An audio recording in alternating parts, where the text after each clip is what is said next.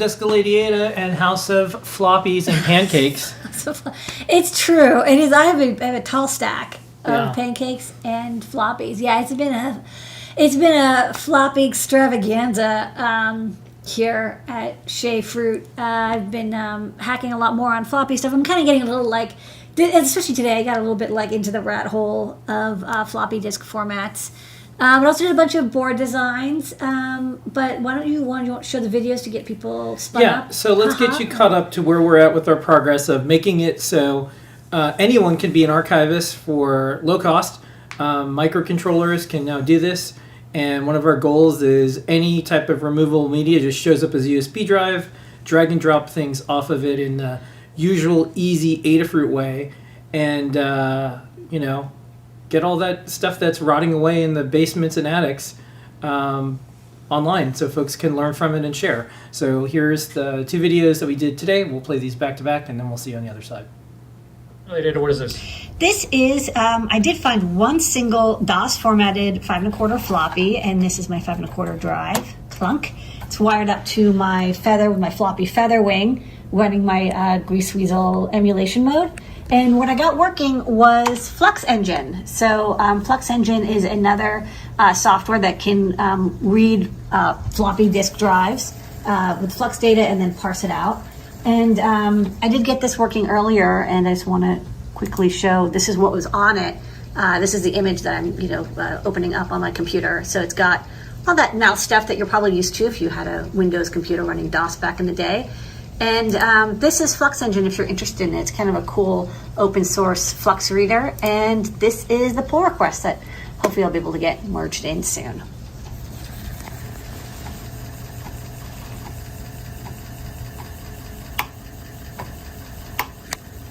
Ladyada, what is this? You spin me right round, baby, right round, like a floppy disk. Okay, so I've got my 5 1/4 floppy disks. Not a good singer, good engineer. Got my 5 1/4 drive wired up to my Feather, and I'm now running the mass storage demo for Team USB, which means that this is actually showing up as a 360K double density drive. I had to refactor a little bit here so you can tell it, hey, for the MFM decoding, you're expecting 360, but here's the good news.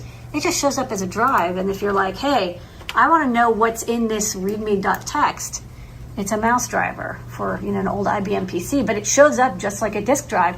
This is a good example of why you can't just use a USB floppy disk, because there's no such thing as a 360K IBM USB floppy drive. But now there is.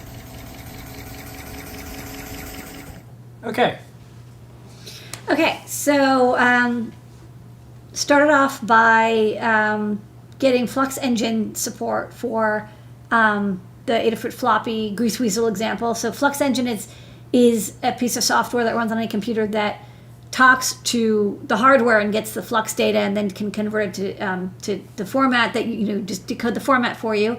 And we did Grease Weasel a couple of weeks ago. Grease Weasel is a Python version, and Flux Engine is in C, and they both have slightly different functionality, so it's good to have both supported.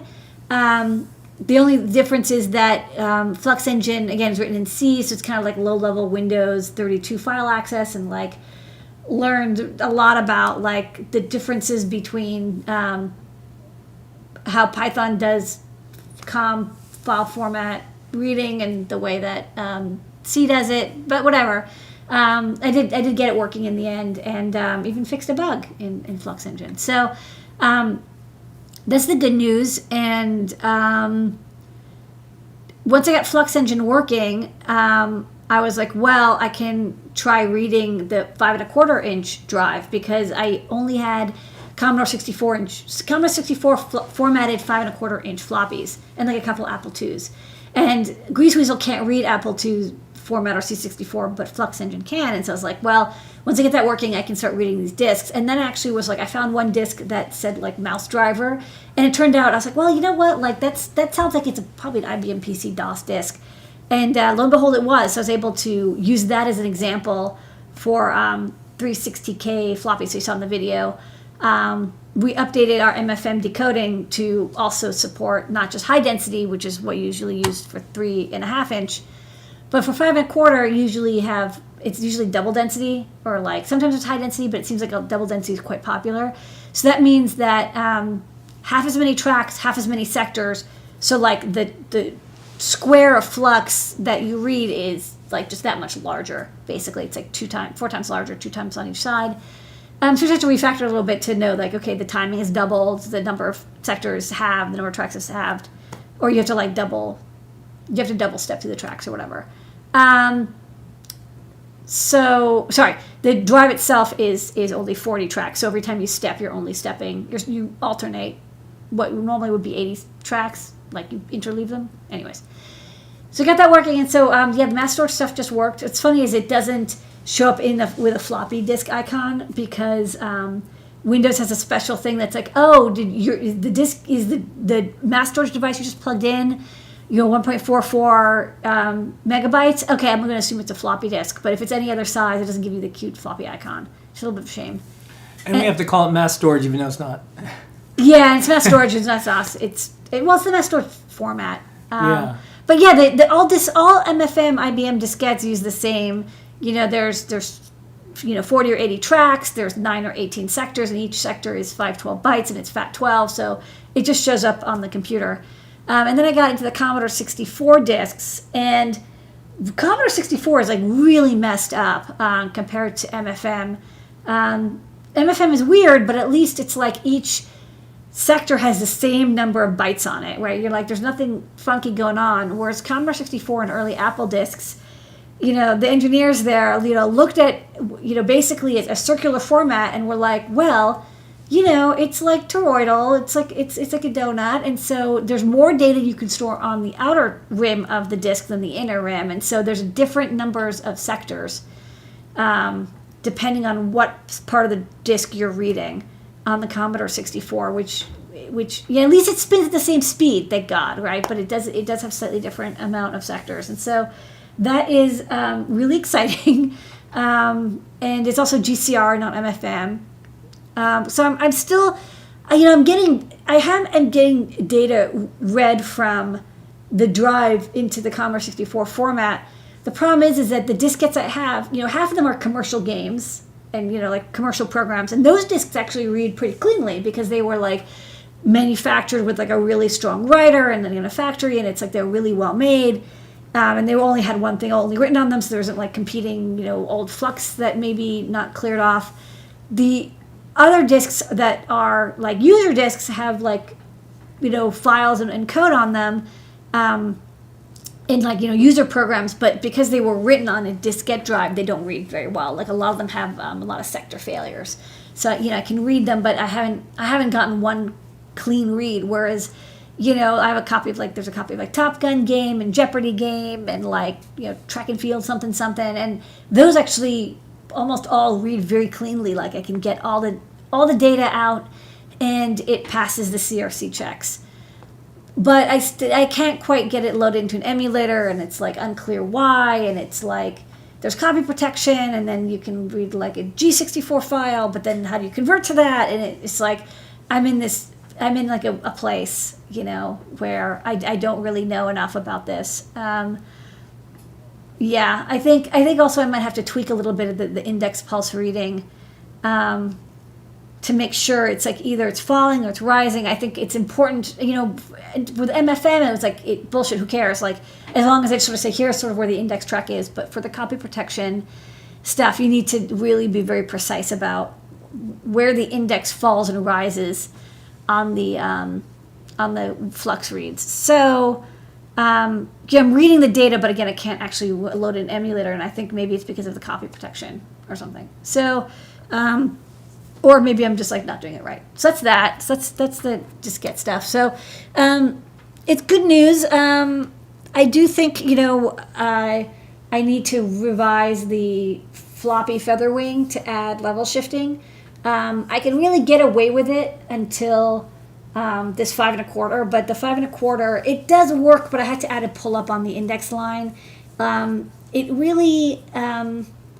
You need to drive those inputs very hard, and my controller is not really good at it. So I think, I should put level shifting on it anyways to protect in case something goes out wrong. You don't want You don't want any like leaked current from the 5-volt line coming in.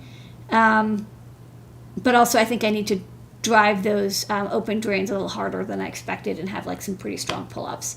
So, you know, put some big pull-ups, have an open drain shifter and or buffer.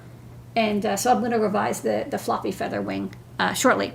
But if anybody here who's watching happens to be an expert, not in the Commodore 64, but in Commodore 64 G64 file format generation from CryoFlux or SCP file types, do comment, because I have like this thing and I have to convert to another thing, and it's like not clear how exactly you get from one to the other, and I really want to use this open source tool chain as much as possible, and I really do not want to start writing Commodore 64 file format generators. I mean, I can do it, but like I got a lot of other things on my plate.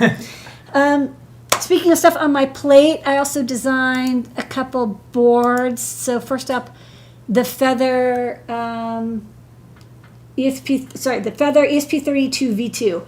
So we got these, I did a little video, which we don't have, but we got these Pico modules. If people really want, I can go and maybe grab one. I don't think I have them here.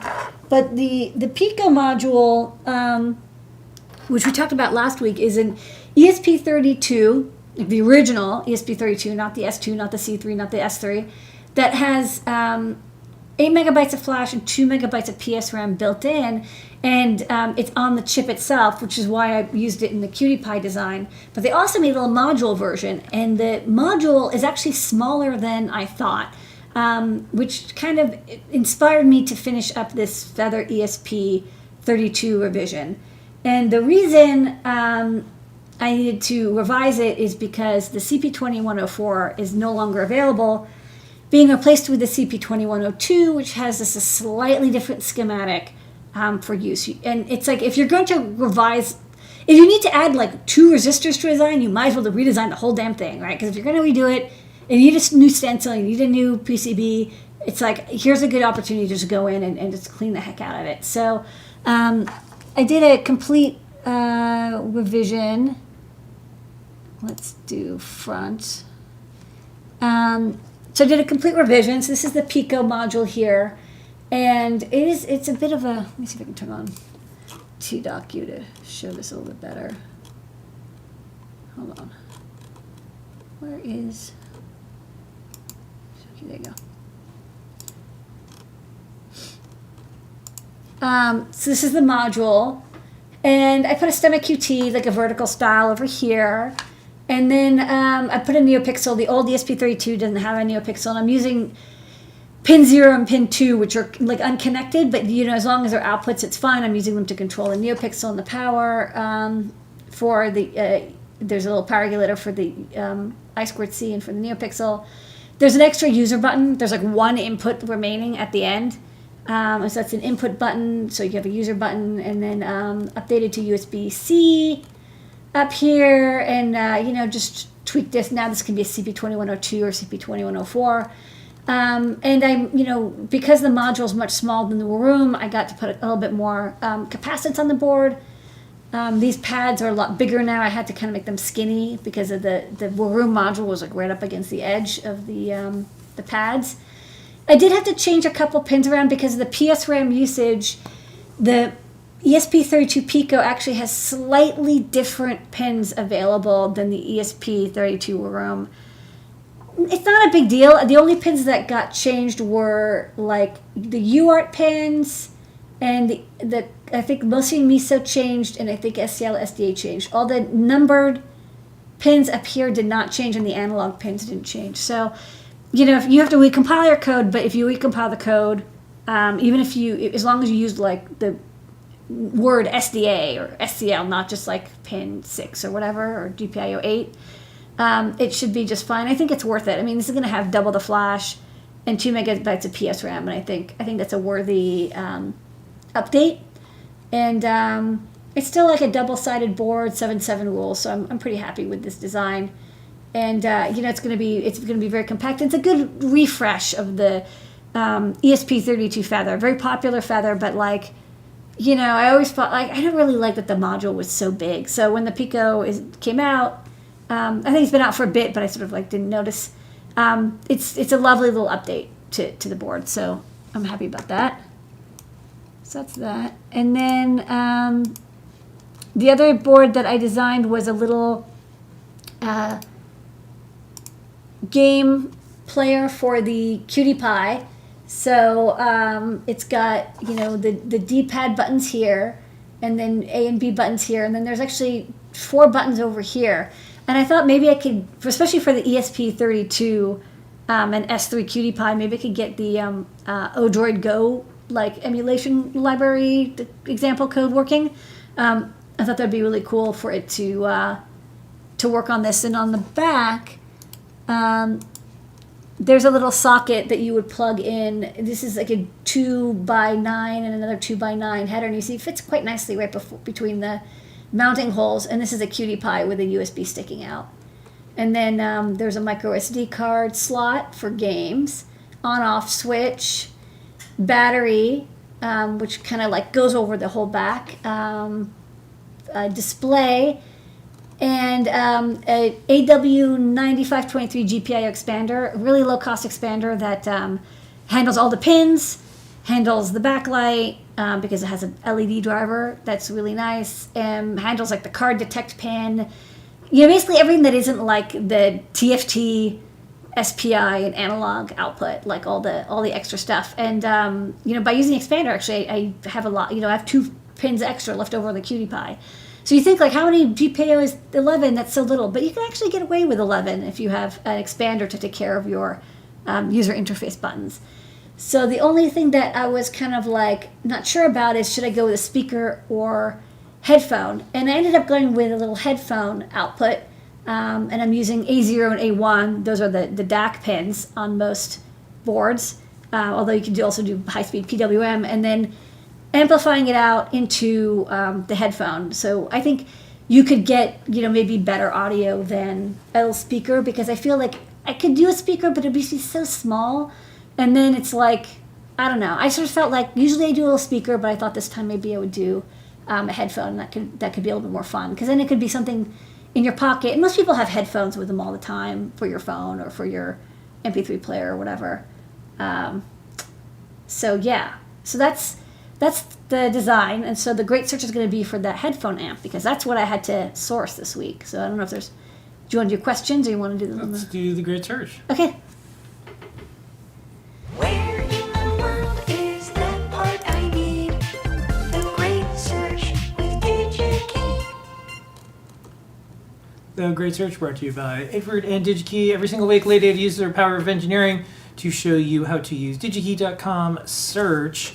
This week, the Great Search is a capless stereo headphone amp that's very small, right? I want to optimize for board size on this design.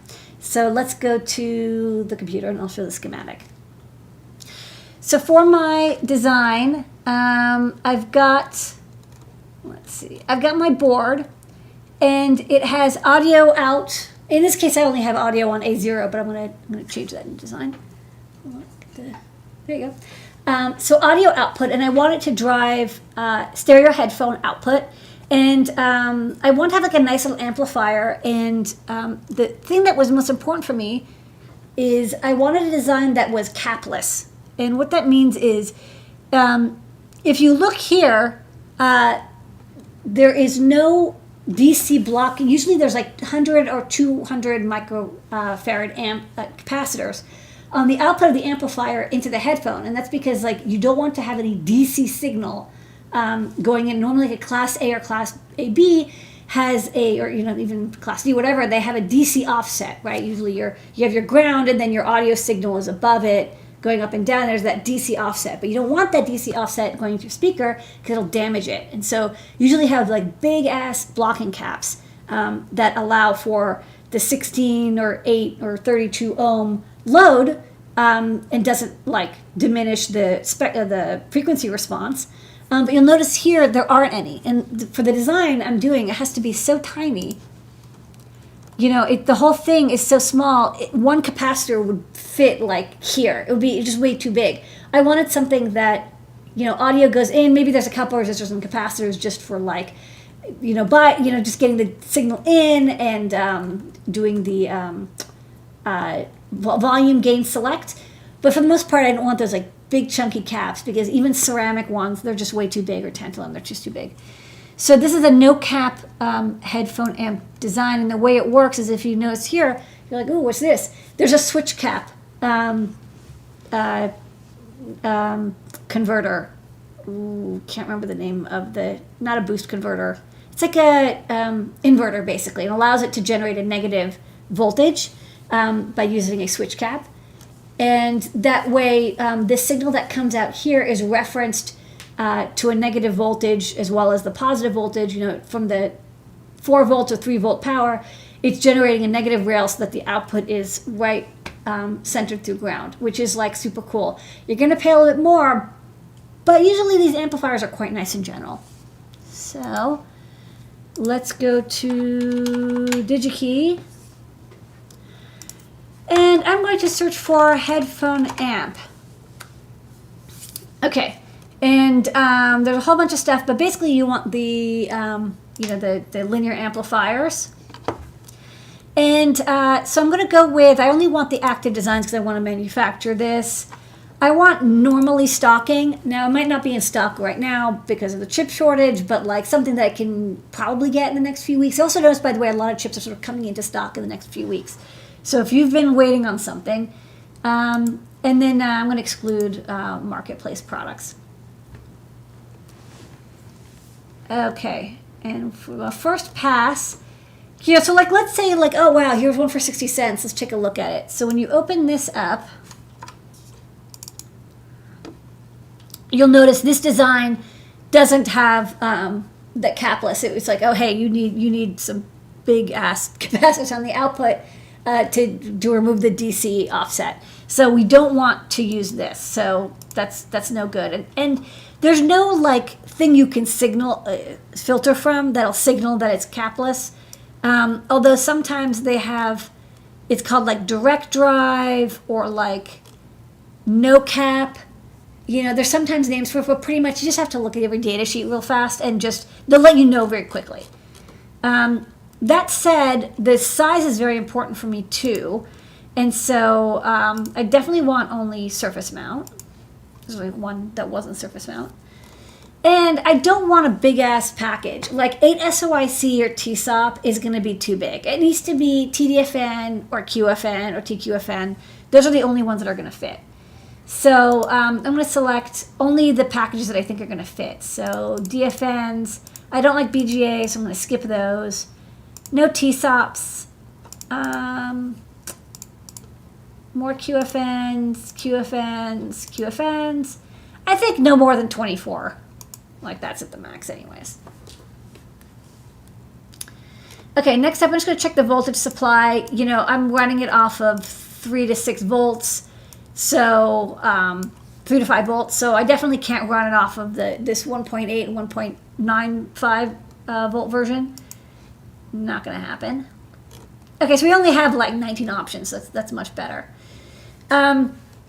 So I went through these, and there's actually only a couple different families available. But when I sorted by price, there were a few that weren't in stock. The 488 was the one that needed the amplifier. Sorry, the capacitors on the output.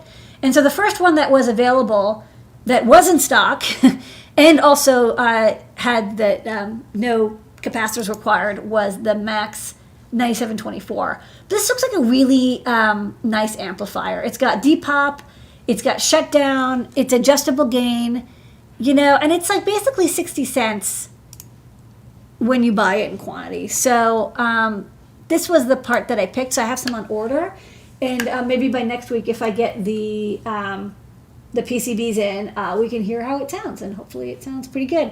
But I like this. It's a nice little headphone amplifier. I think I'll probably use this in a couple other designs as well. It's very simple, but I really like that it has that negative voltage rail generator inside. And this week is a special treat. Yeah. For the Great Search, we're going to play a Digi-Key 1991 promotional video. It's amazing. Since we're doing all this retro stuff, I know. let's check it out. All right, put the floppy in the drive. zip, zip, zip, zip, zip, zip, zip, zip, zip.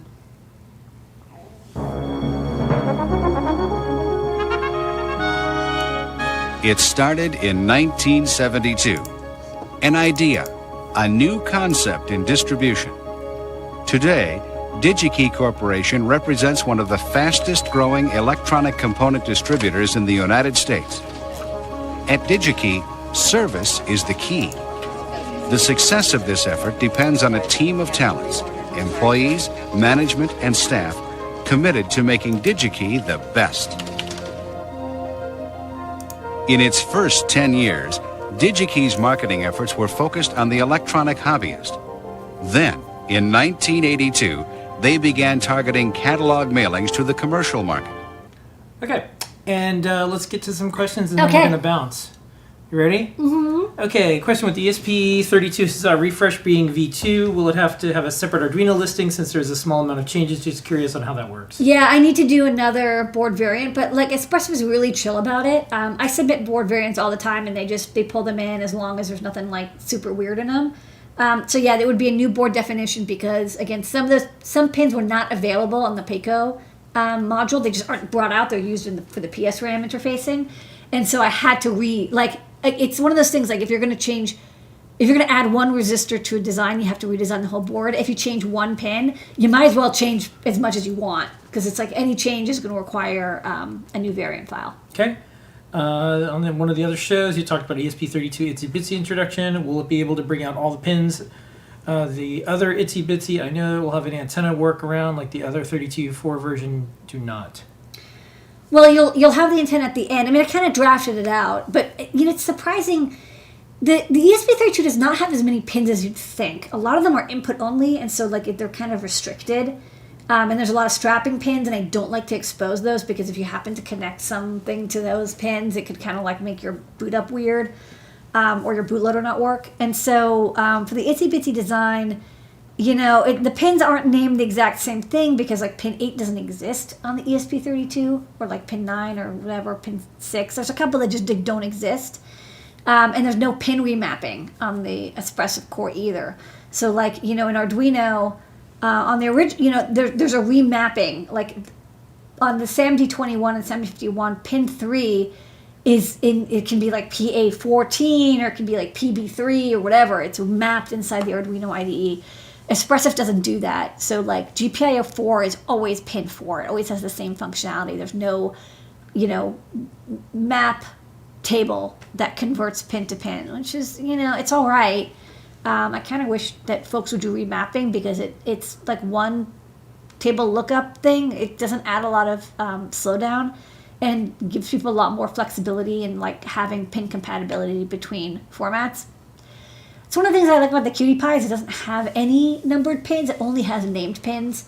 It's like A0 through A3 and then SDA, SCL, RX, TX, and the SPI pins and the power pins. There's no pin numbers that could ever like trip you up. It would be probably kind of, if I could go back in time, I would probably change Arduino to only have named pins and no numbered pins.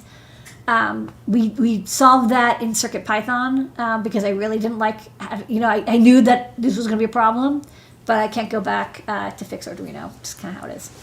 All right, and that is our show for tonight. We'll see everybody during the week. Thank you. On Tuesday, we have JP's product pick. Wednesday, we have show and tell and Ask an Engineer, and also 3D Hangouts with Noah and Pedro. And then Thursday, JP's workshop, and Friday, we have Deep Dive with Scott. We'll have videos all throughout the week. Monday is a holiday. It's Martin Luther King Jr. Day. It's a day of service, so our team is taking the day off. So if you place an order, make sure you know that it will not be shipping until Tuesday. There's also a little bit of weather going on. I'm looking out the window right now. It's a little snow dusting, but it's not too bad. And please continue to stay safe, everyone. We are almost through this wave.